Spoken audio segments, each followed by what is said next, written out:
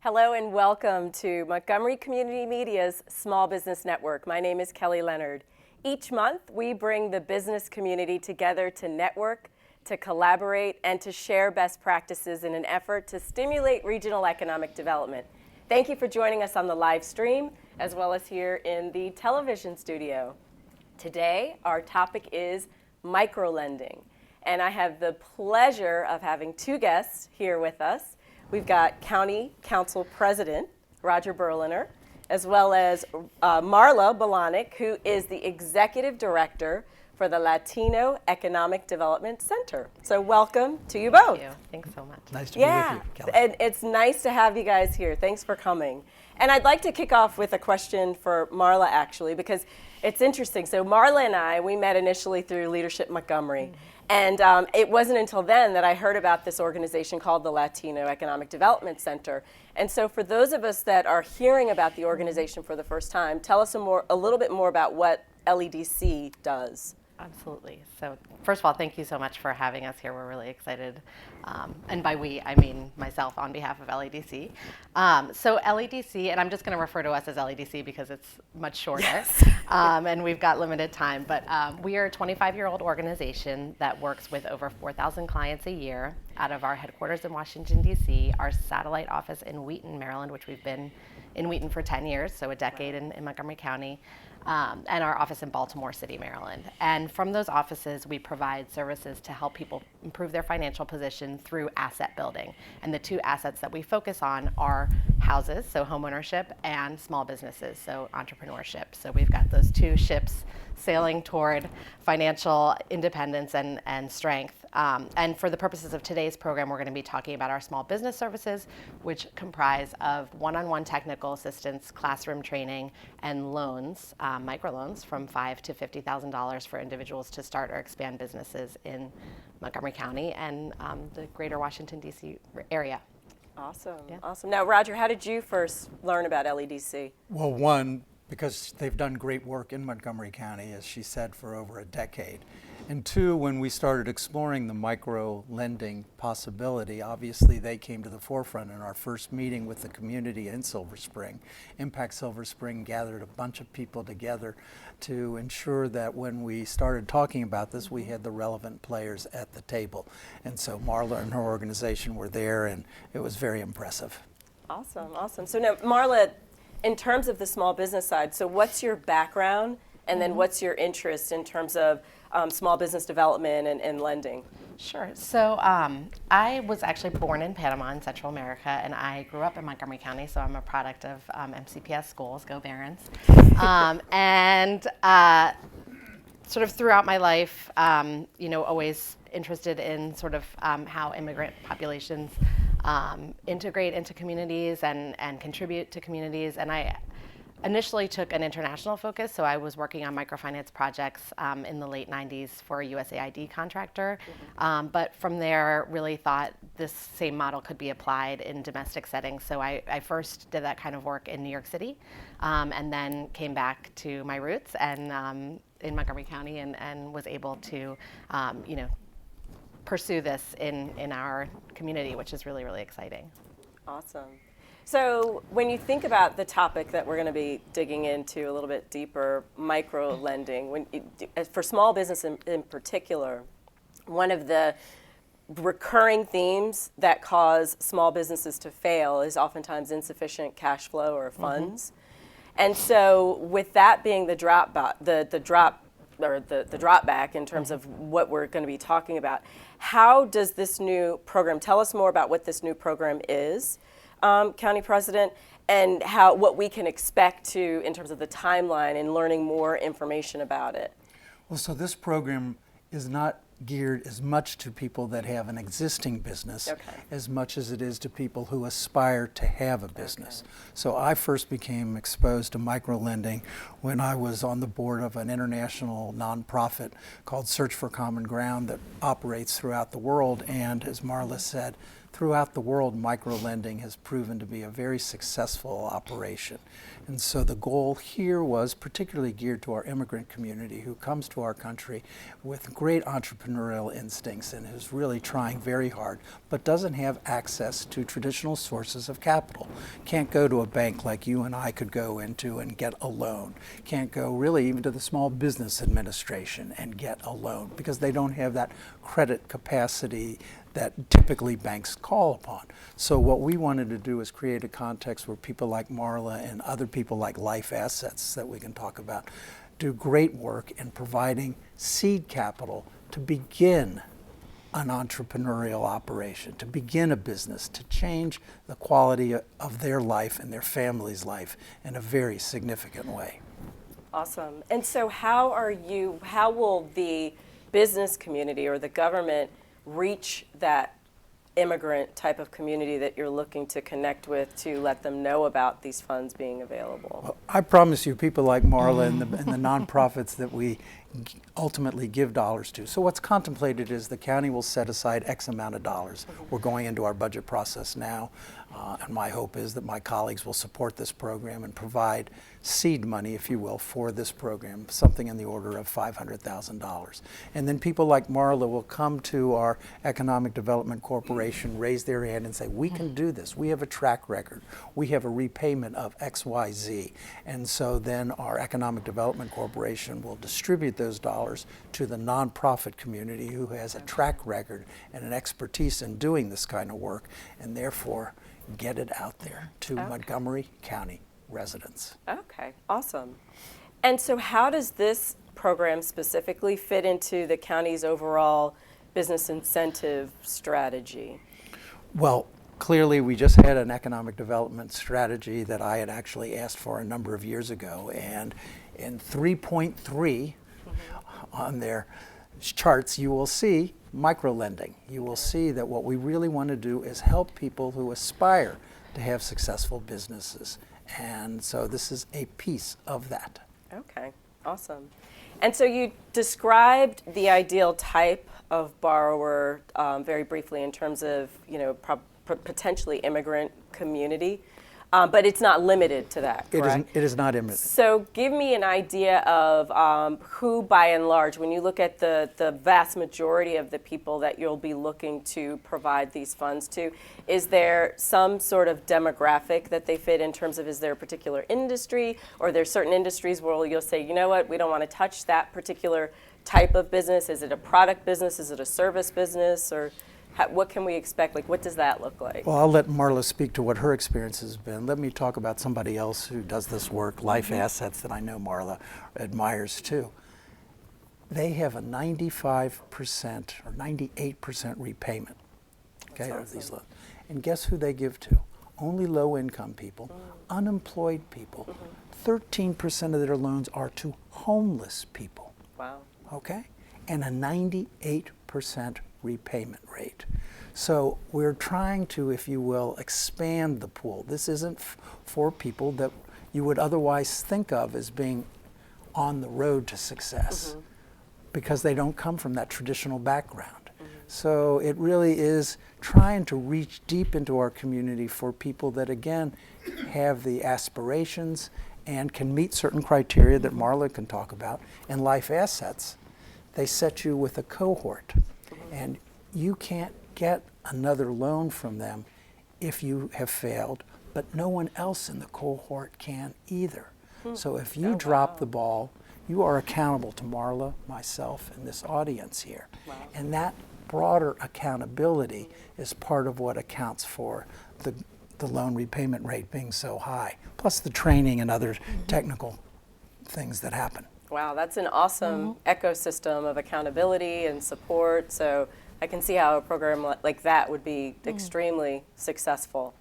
So in terms of back to LEDC, can you explain to me more about what the CDFI, or the Community Development Financial Institution, just tell me more about that and how you work with that enterprise. Yeah, and I did want to just quickly go back to what Council President Berliner was saying, just that the work that we do with small businesses, so we do actually have a peer group lending model for credit building purposes. Okay. But our lending model for small businesses are term loans, primarily because we're working with larger amounts of funding. Okay. But that being said, I also wanted to throw out a couple of stats that are just important to understand the demographics of Montgomery County. So 30% of businesses, not just small businesses, but any business in Montgomery County are owned by Latino or African American owners. So, even just without making a special effort, we will capture, that market. And 19% of the overall population is Latino in Montgomery County. So, there is absolutely a need for culturally competent and ethnically and racially competent services here in the county. But then to answer your question, there is a department within the Treasury, the Community Development Financial Institution Fund, and that entity is within the Department of Treasury, and it regulates nonprofits that do lending in their communities. So you don't need to have CDFI certification to be able to lend. Any nonprofit can lend, and in fact, LEDC, prior to obtaining this certification, did lend without the certification. But the certification is important in that it sort of allows you to be a member of a regulated club of lenders in the United States. Many credit unions are CDFIs, many nonprofits are CDFIs, and it just means that you adhere to a standard with regard to your policies, with regard to sort of how you roll out and where you roll out your products. It really is just sort of how one takes their organization to the next level. So, we're in a cohort, to use your word, of other lenders nationwide that are regulated and funded by the Department of Treasury. So then through that certification, that gives me, I guess, as the county resident whose money, because I'm assuming the funds to disperse the microloans will come from tax dollars, correct? So having that CDFI certification should give me a little bit more comfort, I would assume, in terms of the risk or the potential risk of my tax dollars not being used in a wise way. Definitely. So with that being said, what's your organization like? What's your take on risk? I would love both of your perspectives in terms of what your take is on risk and how you will ensure that the tax dollars are being used in a way that minimizes the risk of the tax dollars. So me as a taxpayer, my potential risk. I can go first if you want. Sure. So, we welcome risk. That's the model that is what differentiates us from a bank. We can do riskier deals than a bank could traditionally do, and that's really the basis of the field of microlending, is to be able to extend credit to individuals and entrepreneurs who typically could not access credit through a bank. So we do not fear risk. We embrace risk. That being said, our 25 years of experience in doing this gives us a different sense for how to underwrite these kind of deals, which is why I would commend the county in putting this out to nonprofits who have experience in underwriting rather than choosing to underwrite in-house, because it's not, bankers. We have bankers on our loan committee, for example, who may look at a deal and say, "Oh my gosh, how could we possibly do this deal?" And that's really where our expertise and experience and track record come into play, because we are able to sort of use precedents and look at the whole story. We take a lot more time with our clients than a bank typically would. Awesome. So when we issue these dollars to our Economic Development Corporation, our private nonprofit Economic Development Corporation, the expectation is that the criteria that they will use is loan repayment, so that we can be assured. But I do think it's interesting to go back again. I'll give voice to Life Assets since LEDC is perfectly represented here. Again, a 98% repayment rate going to 13% homeless people. Okay, so it's a higher repayment rate than commercial banks. Okay, so we do have people that have done this work for years, not in Montgomery County to the extent to which we want, which is the whole point here of expanding their capacity to give loans to Montgomery County residents who have a track record giving loans that everybody else would say, "Are you out of your minds?" Right. That have this extraordinary repayment rate. And that's the kind of success we want to build on and create here in Montgomery County. Beautiful. Well, I'll invite the audience to come to the microphone and ask away, ask a question, and while they're doing that, so one other question for you. So in terms of when you look at the ideal amount, like I know you said what 500,000 in seed capital is the total amount, but of that, like what would be the average loan that you would imagine dispersing to an individual?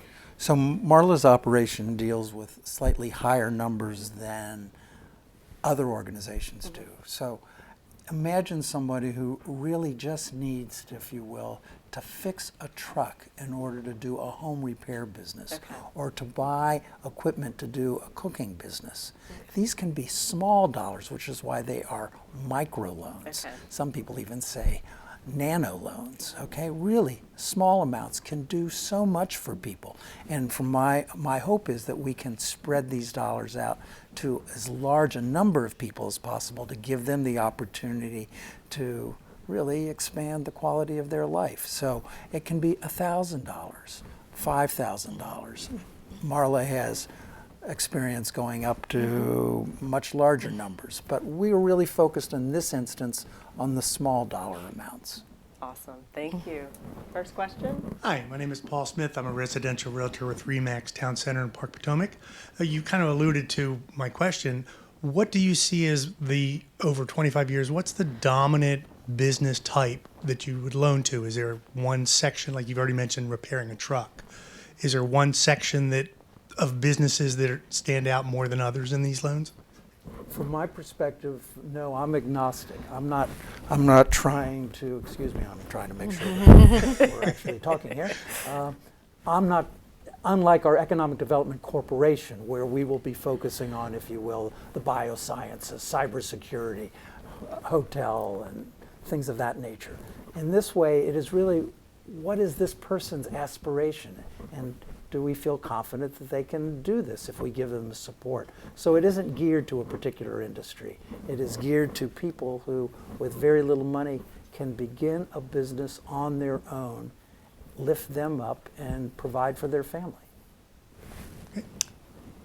And I could just say we do not have sectors that we prefer one over the other, but we have seen trends in terms of the most frequently opened businesses. And so in our population, and we do over 100 loans a year. So the trends that we see are a lot of retail, a lot of food related. So anything under the sun having to do with food, catering, food truck, restaurant, cleaning businesses, construction businesses.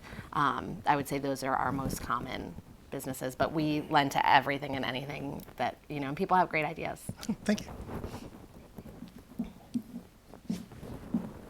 Hi, my name is Dion Parker with Premier Financial Alliance, and my question has more to do with if you have people who are interested in volunteering and giving back, is there a way that they can get involved with the program?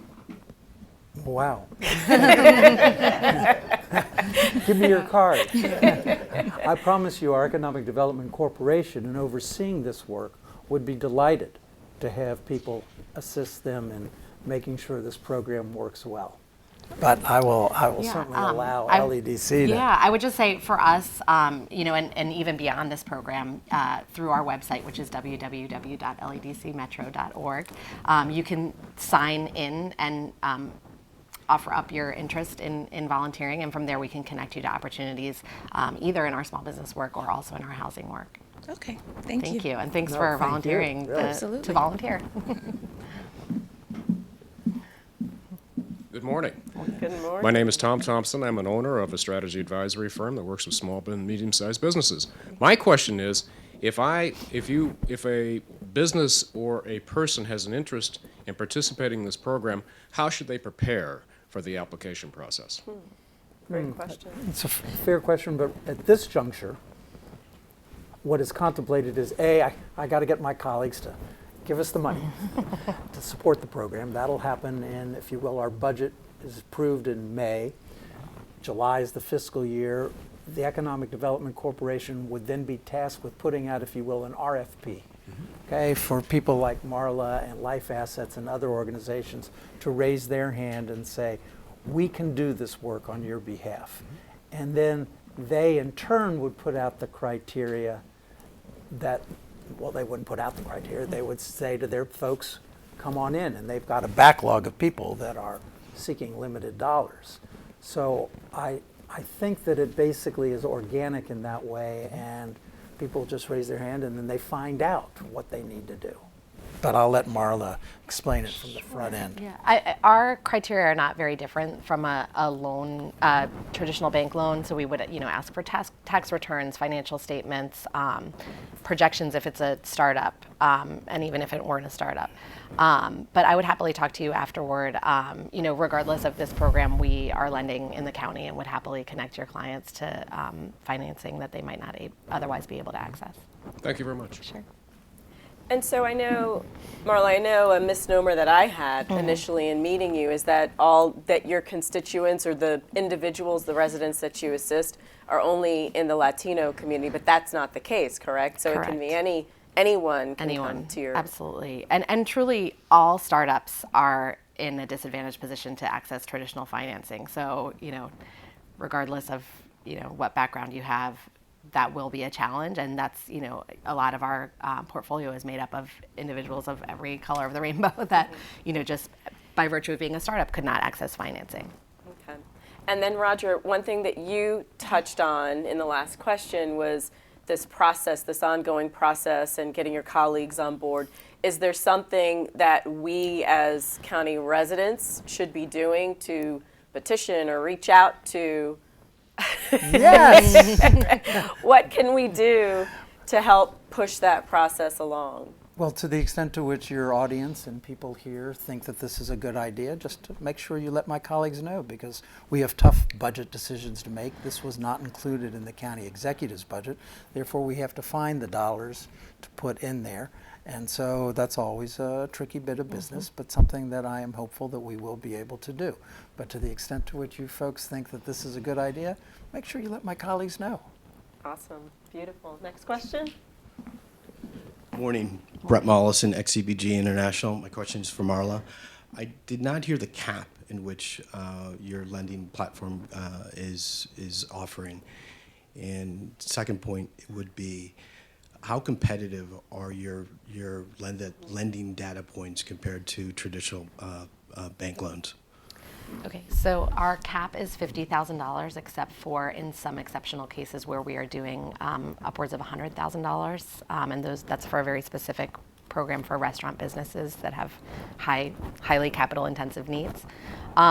In terms of competitiveness with a traditional bank, it's a completely different process. So I think the difference is that banks typically have an algorithm that spits out a yes or a no based on very black and white, for lack of a better term, criteria.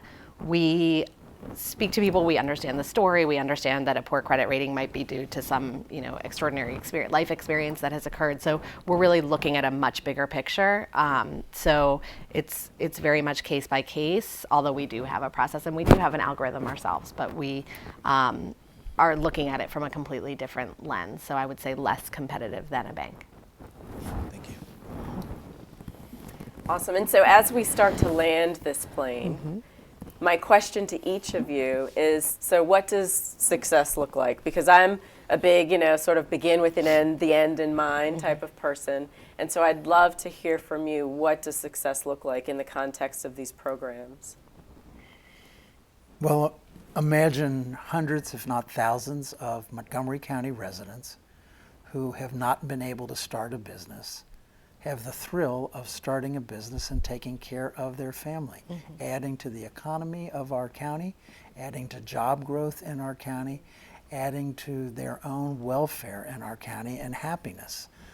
Once upon a time in my life, I spent $150,000 to buy a business. That's how I started my professional career, all by myself, buying a business and growing a business. There is nothing, hardly, I can't say nothing, hardly anything more gratifying than getting up every day and just being so excited about your business. So giving people the opportunity to have that in their lives is what this is all about. Awesome. Thank you. Absolutely. Your thoughts? Oh, I would just say, much the same, really, even just for one individual to improve their livelihood, potentially hire another person in the county, and really just improve the life of themselves and their families, and potentially people that they would hire. So that's really what we view as success. Awesome. Well, I applaud the work that both of you all are doing, and perhaps in the future we'll be able to have one of your success stories come on and share be their great. story about how they were able to use this program to not only impact their lives, but the community that they live in as well. So thank you both Thank you. for your time and coming here today. I know it was a challenge with the traffic and things like that, but we're so glad that you all were able to make it here today. Thanks so you. much, Kelly. My pleasure. Thank my you for pleasure. having us, and thank you for your good work. Oh, thank you. Thank you. So this concludes this episode of the Small Business Network. Thank you so much for tuning in through the live stream as well as here in the television studio. Please be sure to join us again next month.